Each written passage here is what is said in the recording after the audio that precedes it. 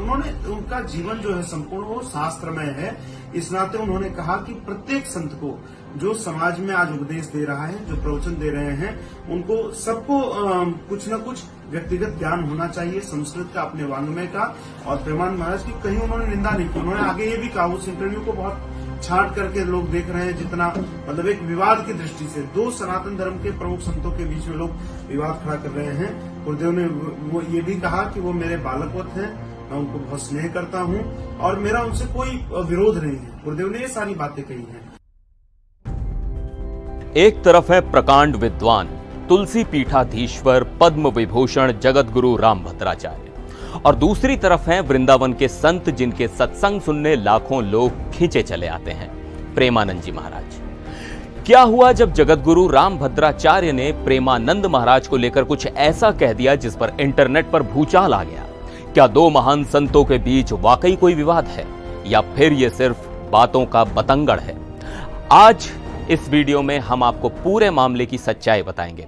जगतगुरु ने आखिर क्या कहा था, क्यों उनके उत्तराधिकारी को सफाई देने आगे आना पड़ा, और उन्होंने वो कौन सी बड़ी बात कही है जो आपको जाननी चाहिए। बने रहिए मेरे साथ। नमस्कार, मैं हूं सिद्धार्थ प्रकाश। तो ये पूरा मामला शुरू हुआ जगतगुरु रामभद्राचार्य जी के एक इंटरव्यू से। इस इंटरव्यू में जब उनसे प्रेमानंद महाराज जी की बढ़ती लोकप्रियता के बारे में पूछा गया तो उन्होंने एक बयान दिया। पहले आप ये समझिए कि उन्होंने आखिर कहा क्या था। दरअसल जगतगुरु ने प्रेमानंद महाराज के संस्कृत के ज्ञान पर सवाल उठा दिए थे। साथ ही यह भी कह दिया था कि उनकी लोकप्रियता क्षणभंगुर है, प्रेमानंद बालक के समान है। यही वो बयान था जिसके बाद सोशल मीडिया पर जैसे एक तूफान आ गया। दोनों ही संतों के अनुयायियों के बीच बहस छिड़ गई। लोग इसे दो संतों के बीच अहंकार का टकराव और ईर्ष्या का नाम देने लगे। तरह तरह के कमेंट्स और वीडियोस बनने लगे। इस बढ़ते विवाद को शांत करने के लिए जगतगुरु रामभद्राचार्य के उत्तराधिकारी आचार्य रामचंद्र दास जी सामने आए। उन्होंने मीडिया को एक विस्तृत सफाई दी और पूरे मामले पर एक नया दृष्टिकोण रखा। चलिए अब पॉइंट टू पॉइंट समझते हैं कि उन्होंने क्या कहा। संपूर्ण जीवन उनका शास्त्र के लिए समर्पित रहा है। चित्रकूट की धरा ने ना जाने कितना गौरव उनसे प्राप्त किया है। उसी विद्या के बल पे ही हमने 550 वर्ष की गुलामी को समाप्त होते देखा और आज दिव्य भव्य राम मंदिर भी बनते हुए देखा। उसी प्रज्ञा को लेकर वो कहते हैं कि कृष्ण जन्मभूमि की भी जब बात आएगी तब मैं न्यायालय में खड़ा मिलूंगा। उसी प्रज्ञा के आधार पर वो कहते हैं कि जब काशी विश्वनाथ की बात आएगी तब मैं ज्ञानवापी के लिए भी मैं बाबा विश्वनाथ के पक्ष में न्यायालय में खड़ा हूंगा। तो उन्होंने उनका जीवन जो है संपूर्ण वो शास्त्रमय है। इस नाते उन्होंने कहा कि प्रत्येक संत को जो समाज में आज उपदेश दे रहा है, जो प्रवचन दे रहे हैं, उनको सबको कुछ न कुछ व्यक्तिगत ज्ञान होना चाहिए संस्कृत का, अपने वांग्मय का।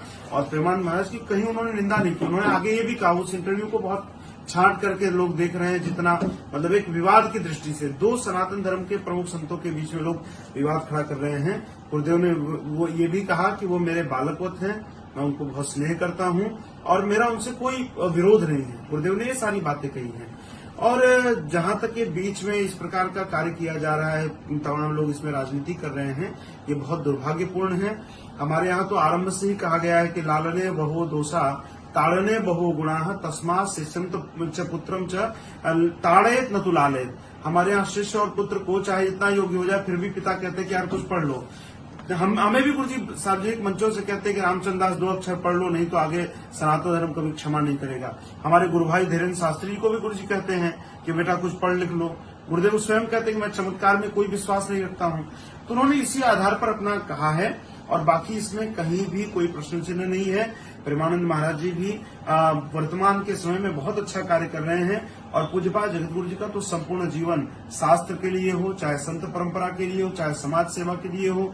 आप देखिए कि इसी चित्रकूट में उन्होंने एक विश्वविद्यालय ऐसा बनाया जो दुनिया के दिव्यांगों को एक स्वावलंबी होने का मार्ग दिखा रहा है। इसी चित्रकूट में उन्होंने दिव्यांगों के लिए उच्चतर माध्यमिक विद्यालय बनाया।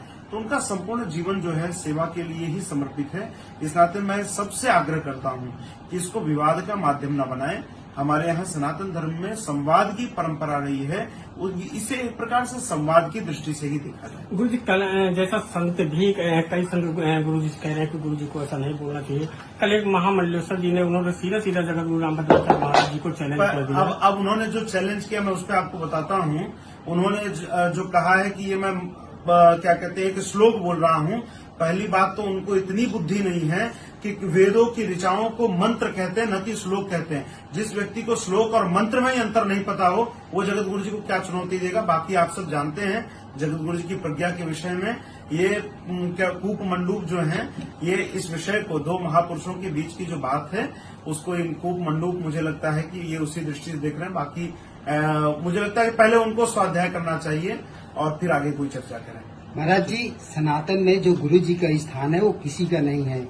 उसके बाद भी महाराज जी ने जिस तरीके से ये प्रेमानंद जी को लेकर व्याख्या की है, गुरु जी का एक सहज स्वभाव है। आप लोग तो चित्रकूट में बाल्यकाल से गुरुदेव का सानिध्य पा रहे हैं। गुरु जी सार्वजनिक मंचों से भी, चाहे प्रधानमंत्री हो, चाहे राष्ट्रपति हो, चाहे स्थानीय लोग हों, चाहे कोई बड़े बड़े शिक्षाविद हों, जो कहना होता है गुरुदेव हमेशा शिक्षात्मक ही कहते हैं। तो उन्होंने उसी दृष्टि से कहा है। और प्रेमानंद जी महाराज के पिछले कुछ दिनों से आप देखिए तमाम कथावाचक मनगढ़ंत बातें मंच से बोल रहे थे, चाहे कन्याओं के विषय में, चाहे बच्चियों के विषय में, चाहे माताओं के विषय में, या अपने मन से मनमुखी बातें कर रहे थे। वो पिछले कई दिनों से ये प्रश्न आपके मीडिया के माध्यम से भी तमाम चैनलों पर हमने डिबेट देखा था। तो गुरुदेव के मन में इस बात की पीड़ा थी और गुरुदेव तो बस सहजता में उन्होंने कहा कि वर्तमान के संतों को स्वाध्याय करना चाहिए, ग्रंथों का आश्रय लेना चाहिए। जैसे तमाम जो परंपराएं चली हैं, कोई ग्रंथ के बाहर जाकर के, अपनी पुस्तक के बाहर जाकर नहीं बोलता है।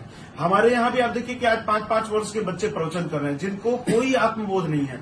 जिसको स्वयं का आत्मबोध नहीं हो दूसरों का क्या कल्याण करेगा। इस नाते पहले स्वाध्याय करें और स्वाध्याय करने के बाद जब उनके अंदर स्वयं ज्ञान की अनुभूति हो तब जाकर के वो समाज को नई प्रेरणा दे। गुरुदेव ने इस दृष्टि से कहा, चूंकि वो जगत गुरु हैं और समाज को उपदेश देना, समाज को निर्देशित करना ये उनका कार्य है और उन्होंने वही किया है।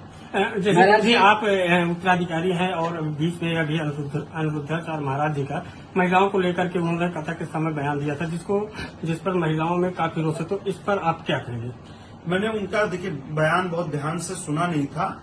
मैंने तो चर्चाएं कहीं सुनी थी। मैं पहले एक बार उनका बयान सुनूंगा और फिर मैं अपनी बात आप सबके सामने रखूंगा। महाराज जी, आपने कहा ये मीडिया अपने फायदे के लिए ये पेश कर रही है, इसमें कौन सी ऐसी बात है जो उन्हें तोड़ मरोड़ कर या मीडिया ने अपने फायदे के लिए? नहीं, देखिए कोई भी विषय होता है तो उसका पूर्व पक्ष और पर पक्ष दोनों को समझना चाहिए कि उसके पहले किस संदर्भ में बात चल रही थी और बाद में क्या संदर्भ था। यदि हम ये कहें कि कौआ कान ले गया और कान को देखा नहीं, कौआ को गोली मारने चले, तो ये मुझे लगता है कि पूरी तरह से गलत है। और वर्तमान में सनातन संगठित हो रहा है, हिंदू संगठित हो रहा है। ऐसे समय में तमाम ताकतें हैं जो चाहती हैं वो अब फेसबुक पर गलत नामों से आइडिया बना करके, मुझे लगता है कि एक सोशल मीडिया का भी एक जिहाद है कि लोग अलग अलग आईडी बना करके उस पर तमाम तरीके की बातें लिख रहे हैं। मुझे लगता है कि सारा विषय पटाक्षेप हो जाएगा, कहीं इसमें कोई घबराने की आवश्यकता नहीं। तो इस पूरी कहानी के दो पहलू हैं। एक तरफ जगत गुरु का वो बयान है जो पहली नजर में एक चुनौती जैसा लगता है और दूसरी तरफ उनके उत्तराधिकारी की ये सफाई है जो उस बयान को एक गुरु की चिंता और एक पिता के स्नेह के रूप में प्रस्तुत करती है।